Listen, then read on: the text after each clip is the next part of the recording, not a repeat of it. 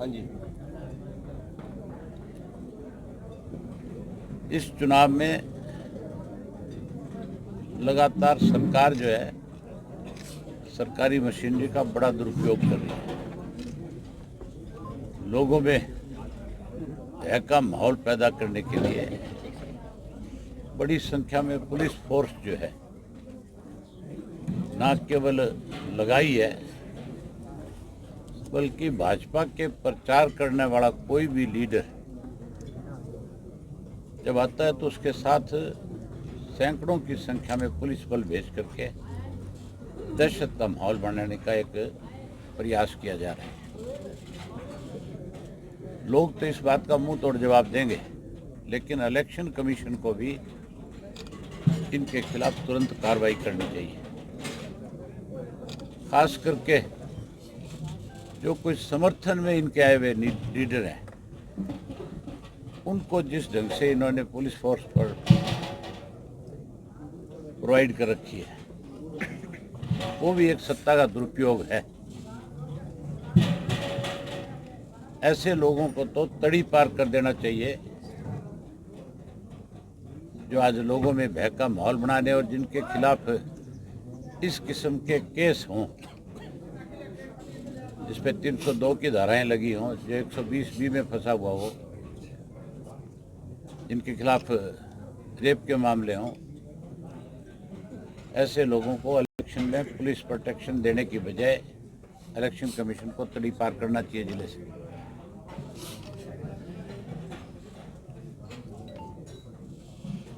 जिस ढंग से लोगों का रिस्पांस है, सरकार के प्रति जो नाराजगी है, आप लोगों ने सबने बहुत घूम करके देखा है कि अभी तो इनके मिनिस्टर हिम्मत नहीं जुटा पा रहे हल्के में आने की। चीफ मिनिस्टर खुद हल्के में आने की हिम्मत नहीं जुटा पा रहा। मुझे लगता है कि भाजपा की जमानत नहीं बचेगी, जमानत जब्त कराएंगे नहीं।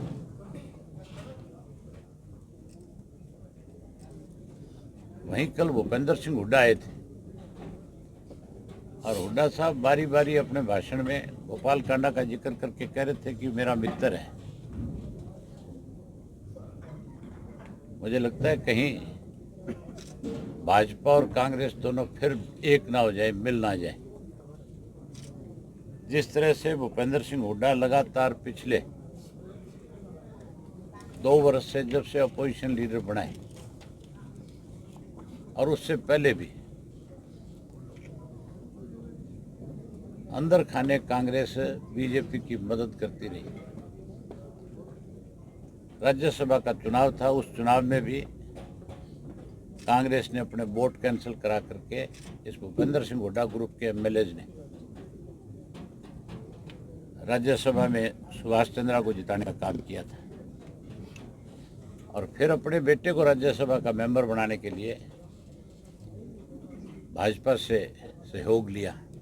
भाजपा ने उसके सामने कोई कैंडिडेट नहीं खड़ा किया।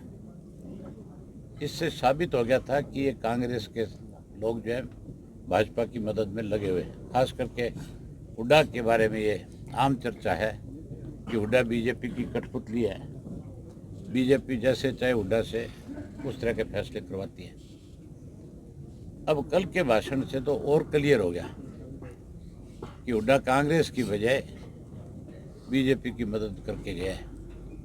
कहीं ना कहीं इशारों में ये कह करके गया भी कांडा मेरा मित्र है। मैं तो जितना पवन को जानता हूँ, जितना अभय सिंह को जानता हूँ, उससे ज़्यादा कांडा को जानता हूँ।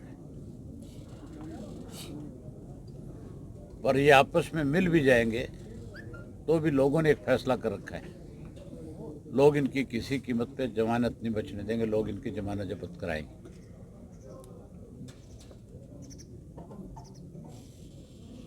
ये लड़ाई जो है सीधे तौर पे अब किसान की और पूंजीपति की है और इलाहाबाद विधानसभा क्षेत्र में बहुत बड़ी संख्या में खेती करने वाले लोग हैं। यहाँ तो मेरी ख्याल है 99% लोग जो है वो खेती के व्यवसाय से जुड़े हुए हैं। 1% व्यक्ति है जो कोई अपना छोटा मोटा धंधा करके और अपना गुजारा कर रहा होगा। यहाँ कोई पूंजीपति नहीं है, यहाँ तो अपना गुजारा करने वाले लोग हैं। और इस आंदोलन में, किसान आंदोलन में, कोई अकेला किसान नहीं, 36 जात के लोग हैं। व्यापारियों का समर्थन है, कर्मचारियों का समर्थन है, इवन पढ़े लिखे नौजवान बच्चे जो हैं वो बहुत सक्रिय हैं इसमें। यहाँ तक भी मजदूर, किसान, हर व्यक्ति जो है इस आंदोलन का हिस्सा है। इसलिए हर व्यक्ति को इस बात की पीड़ा है कि कृषि के 3 काले कानून वापस नहीं हो रहे। जब तक वापस नहीं होंगे, लोग इनके खिलाफ बड़े मोर्चे के साथ इनका विरोध करेंगे और इस चुनाव में वोट की चोट से इस बात का एहसास भी कराएंगे। आज मंत्री मनोहरी लाल जी ने आरोप लगाया है कि एलनाबाद विधानसभा क्षेत्र की बात विधायक रहते हुए अभय सिंह जी ने विधानसभा में नहीं रखी, इसलिए विकास में पिछड़ गया है। बनवारी लाल को ये तो पूछ लो, तू कभी विधानसभा में खड़ा होकर बोला भी है कि कभी एक दिन एक शब्द भी तने कहा है विधानसभा में?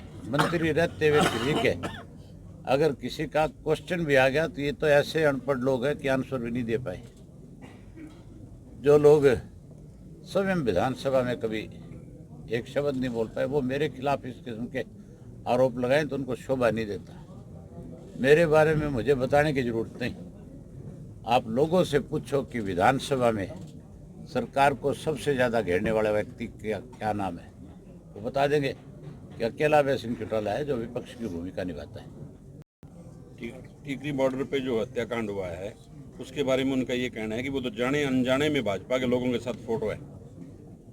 जाने अनजाने में कैसे हो सकती है? मेरे साथ कोई फोटो खिंचाएगा, वो जाने अनजाने में कैसे खींच के ले जाएगा?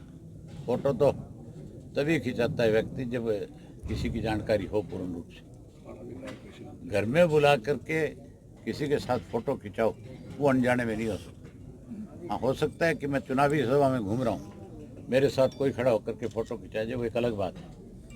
लेकिन निमंत्रण दे करके अगर कोई फोटो होगी तो बिल्कुल जानकारी में होगी। आज माजरा साहब साथ दिख रहे हैं, क्या पुरानी इनेलो एक होगी दोबारा से एकजुट होगी? माजरा साहब हमारे बहुत पुराने साथी हैं। माजरा साहब मेरे से पहले चौधरी देवीलाल के साथ इन्होंने अपनी राजनीति शुरू करी। मैं तो राजनीति में बहुत बाद में आया हूँ, ये तो मेरे से पहले के राजनीति के अंदर प्रमुख भूमिकाएं निभाते रहे। यूथ के हमारे प्रेसिडेंट रहे स्टेट के, और उसके बाद चौटाला साहब के साथ मिनिस्टर रहे। चौटाला साहब के साथ इन्होंने बहुत संघर्ष किया। मेरे साथ भी माजरा साहब ने पार्टी को, संगठन को बहुत मजबूत करने का काम किया। आज भी माजरा साहब खुल करके मेरे पक्ष में यहाँ के लोगों से अपील करने के लिए आए हुए हैं।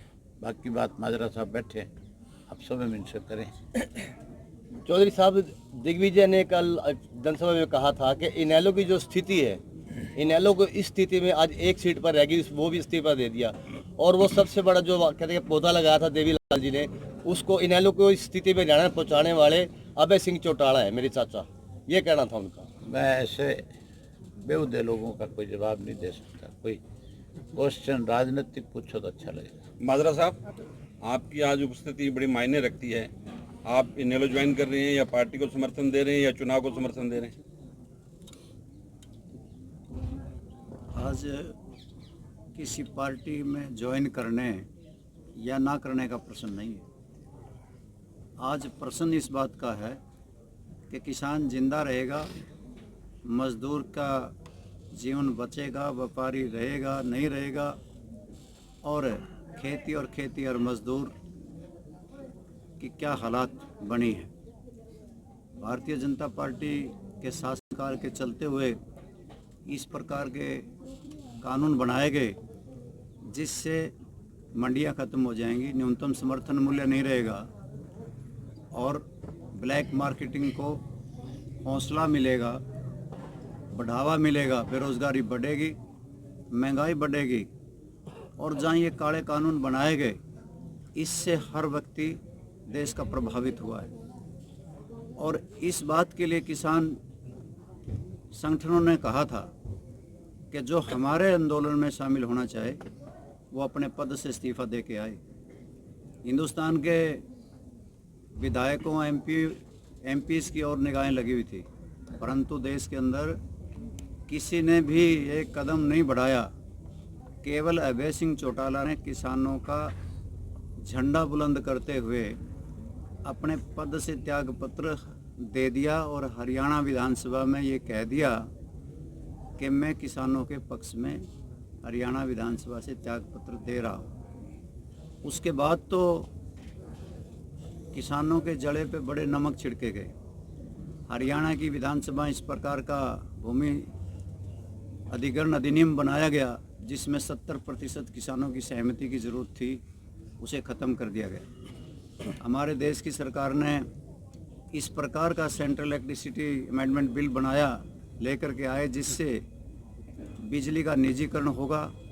गरीब किसान मजदूर को कोई भी प्रांतीय सरकार सब्सिडी नहीं दे सकेंगी। और इतना ही नहीं, पराली प्रबंधन के लिए, वायु गुणवत्ता बनाए रखने के लिए इस प्रकार का कानून लेके आए कि अगर कोई किसान पराली जलाएगा उसको 1 करोड़ रुपये जुर्माना और 10 साल की कैद हो जाएगी। और इतना ही नहीं, देश के अंदर पेट्रोल, डीजल, रसोई गैस महंगी हो गई और डीएपी खाद लुप्त हो गया। आज लाइनें लगी हुई। जो लोग ये कहते थे एमएसपी है, रहेगा, और हम अगर वो नहीं मिलेगा इस्तीफा दे देंगे। आज बाजरा 1200-1100 रुपये प्रति क्विंटल बिकता है। भावांतर योजना देने के बाद भी 650 रुपये का घाटा किसान को प्रति क्विंटल का है। वो त्यागी पुरुष कहाँ चले गए? और इतना ही नहीं, आज धान उत्पादक किसानों से पूछो कि आज उनके 300-400 रुपये प्रति क्विंटल के हिसाब से नमी के नाम पे, काला पीला दाना के नाम पे लूटा जा रहा है।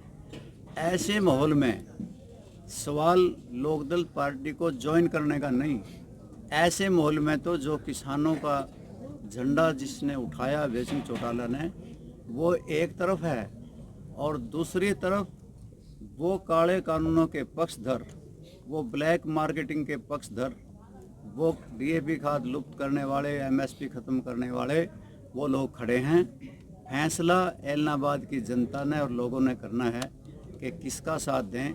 ऐसे माहौल में मैंने अपने दिल की आवाज़ से ये सोचा कि अभय सिंह चौटाला को ही मजबूत किया जाना चाहिए और इसमें सही हकदार वोट का भी अभय सिंह चौटाला है। माजरा साहब, आप विधानसभा क्षेत्र में घूमेंगे सर? आप दोनों नेताओं ने लगातार किसानों के समर्थन में इस्तीफा दिया है, तो क्या किसान मोर्चा ने अब खुलकर समर्थन नहीं करना चाहिए? आज ही आपने देखा होगा, आप तो पहले आए हुए थे यहाँ पे, उन लखीमपुर खीरी के शहीद किसानों की यहाँ से किस प्रकार से कलश यात्रा लेकर के जब किसान गुजर रहे थे, लोग फूल बरसा रहे थे, और जहाँ तक उनका समर्थन ये था, वो ये कह के गए हैं कि हम वोट की अपील तो नहीं करते, पर ये जरूर कह के जा रहे हैं बीजेपी, जेजेपी और हलोपा के किसी भी आदमी को वोट नहीं देना, किसी कैंडिडेट को नहीं देना। स्वाभाविक है कि जो उनको हराए उसको वोट देना, अपने आप ही अभय सिंह हराए उनको तो इन्हीं को वोट देना है। ये जहाँ तक सवाल है, एक बात और मैं क्लियर करता हूँ आपके बीच में कि बहुत जेजेपी, बीजेपी के लोग खड़े होकर कहते हैं कि अभय सिंह चौटाला ने इस्तीफा दिया। एक तो अपनी तरफ से वो झूठ की दुकान ने जोड़ लिया कि उन्होंने ये कहा कि मैं कानून वापस नहीं होते तब तक विधानसभा नहीं जाऊंगा।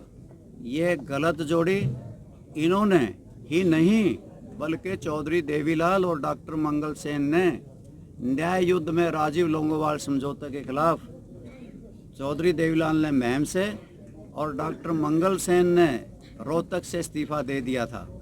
क्या आपको याद है कि राजीव लोंगोवाल समझौता तब रद्द हो गया था? नहीं हुआ था, चुनाव आ गया था। चौधरी देवीलाल चुनाव लड़े थे और डॉक्टर मंगल सेन चुनाव लड़े थे। डॉक्टर मंगल सेन चुनाव हार गए थे, चौधरी देवीलाल महम से जीत गए थे, और फिर इसके ऊपर हमने मैंडेट लिया था उस वक्त में, और आज भी यही मैंडेट हम ले रहे हैं लोगों का कि किसानों के, मजदूरों के, मजलूमों, गरीबों, व्यापारियों के ये कानून काढ़े विरोधी हैं जो भारतीय जनता पार्टी ने बनाए और जजपा ने इनको फलीभूत किया। तो वो लोग उस तरफ खड़े हो जाएं और जो इनका विरोध करते हैं डट करके अभय सिंह चौटाला का साथ दें। सर आप गांव में भ्रमण करेंगे? आपसे जितनी देर में आपको पता लगा है, जितनी जहाँ से मेरी अप्रोच थी इतनी देर में तो मैं जा भी आया। चौटाला साहब, आपने अभी ये कहा कि सरकारी मशीनरी का बीजेपी दुरुपयोग कर रही है और नरसिंह सिंह राठी जी ने भी चुनाव आयोग को लिखा है, बावजूद भी अब 9 दिन शेष है और कोई लगाम नहीं लग रही, इसके ऊपर क्या कहना चाहेंगे? इलेक्शन कमीशन को देखना चाहिए, उनकी जिम्मेदारी बनती है। शिकायत इलेक्शन कमीशन जो हमने शिकायत भेजी है, इलेक्शन कमीशन को देखना चाहिए। अगर नहीं देखेगा तो फिर इलेक्शन कमीशन पे भी कल लोग उंगली उठाएंगे, कहेंगे कि ये भी निष्पक्ष नहीं है, फिर ये भी सरकारी तंत्र में कहीं फंसे हुए हैं। सरकार घोषणाएं भी कर रही है, उसकी शिकायत भी भेजी गई है। सरकार अपनी तरफ से सारे अच्छे हथकंडे अपनाने में लगी हुई है। सरकारी मशीनरी का दुरुपयोग और क्या होता है, यही है। इसकी हमने कंप्लेंट भेजी है, देखते हैं इलेक्शन कमीशन क्या करता है, उस पर क्या एक्शन लेता है। माजरा साहब, आपने एक ट्वीट किया था जो कि चर्चा का विषय बना हुआ है कि इनेलो को छोड़ के चौधरी देवलाल के जितने भी परिवार के सदस्य हैं, पुत्र हो, पौत्र हो या पड़पोत्र हो, वो बीजेपी विरोधी के आगे नतमस्तक है। इसके बारे में आप थोड़ा और बताना अच्छा होता अभय सिंह ना होते यहाँ पे, क्योंकि इनके परिवार पे लगेगी वो बात, नहीं आप जो बताइए, अच्छी क्योंकि नहीं तो ये लगेगी। चर्चा का विषय आपने है। राष्ट्र विरोधी सुने होंगे, राष्ट्रद्रोही सुने हैं जी, प्रदेश द्रोही भी सुने होंगे, वो कुल द्रोही भी हैं, क्योंकि सीधा आपने टैग भी किया जिन्होंने था। आज एक कुल का एक चौधरी देवीलाल का पोता चुनाव मैदान में है, और उनके मैंने जो ट्वीट किया है वो सही किया है, और वो विरोध में खड़े हैं, वो इन काले कानूनों के पक्ष में खड़े हैं और अभय सिंह चौटाला के विरोध में खड़े हैं। अभय सिंह चौटाला का विरोध नहीं है, ये किसानों, मजदूरों, मजलूमों, गरीबों का विरोध है। ये इस देश की धरोहर और संपत्ति जो बेची जा रही है, चाहे वो रेलें बेची जा रही हैं, बंदरगाहें बेची जा रही हैं, बस आपके एयरपोर्ट बेचे जा रहे हैं, आप इस देश के अंदर BSNL बेचा जा रहा है। रखा क्या है? देश का चौकीदार कहता है जो देश का विक्रेता बन गया है। आज उसकी गोद में वो लोग बैठे हैं। अभय सिंह जी, कल भूपेंद्र हुड्डा जी ने कल कहा कि भाई इनेलो का एक विधायक बने ना बने कोई फर्क नहीं पड़ता, कांग्रेस से 31 से 32 कर दोगे तो अगली सरकार कांग्रेस की बन जाएगी। इसके बारे में क्या कहना है? हुड्डा तो इससे पहले ये भी कह गया था कि अभय सिंह 6 महीने के बाद फिर इस्तीफा देगा। वो तो मेरे बारे में क्या क्या जीत गए, तो हुड्डा की बात की भी कोई वैल्यू है?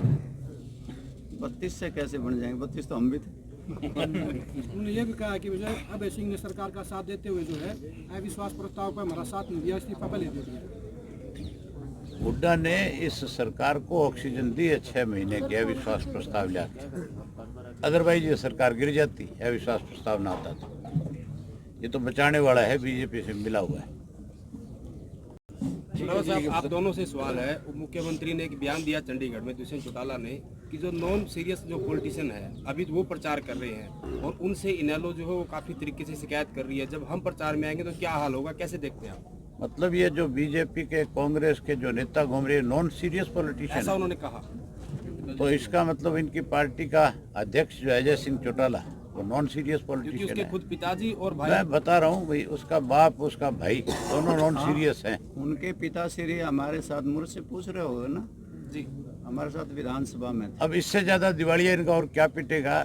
दुष्यंत ये कहता है मेरा बाप नॉन सीरियस है, मेरा भाई नॉन सीरियस है, इससे बड़ा दिवालिया क्या और पिटेगा? इससे ज्यादा क्या होगी? मेरे साथ में ही थे जब मैं इस प्रकरण को दिल्ली वाले को उठा रहा था और कह रहा था गीतिका शर्मा हम शर्मिंदा हैं, तेरे कातिल आज जिंदा हैं।